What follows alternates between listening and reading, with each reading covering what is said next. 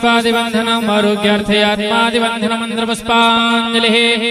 ओम देवः शान्तिरन्तर्जगो शान्तिः पृथिवी शान्तिरावः शान्तिरोकलयः शान्तिः पञ्चपदयः शान्तिर्विश्वे देवाः शान्तिर्म शान्तिः सर्वगुण शान्तिः शान्तिरेव शान्तिः सा मा शान्तिरेधिः। हरिः ओम जगनेन जन्मयजन्त देवास्तानि धर्माणि प्रथमान्याशन्नः ते हनाकं महिमानः शचशतचित्रपूर्वे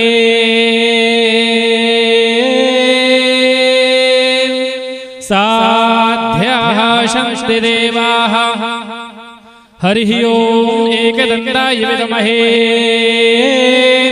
वक्रतुण्डाय धीमहि तन्नो दन्तिः प्रचोदयात् हरिः ओम् तत्पुरुषाय विद्महे महादेवाय धीमहि तन्नो रुद्रः प्रचोदयात् हरिः ओम् गहुषुरभ्यै च विद्महे सर्वशक्त्यै च धीमहि तन्नो श्रीकामधेनुः प्रचोदयात् सेवन्तिकावकुलचम्पक पाटलाब्जे पुनः गजाति करवीर रसाल पुष्पै बिल्व प्रवाल तुलसी दल मंजरे त्वां पूजयामि जगदीश्वर मे प्रसीदा नाना सुगन्ध पुष्पाणि यथा कालोद्भवानि च पुष्पाञ्जलिर्मया दत्ता गृहाण परमेश्वरः मन्त्रपुष्पाञ्जलिं समर्पयामि श्रीमद्भागवत महापुराण पुरुषोत्तमाय नमः।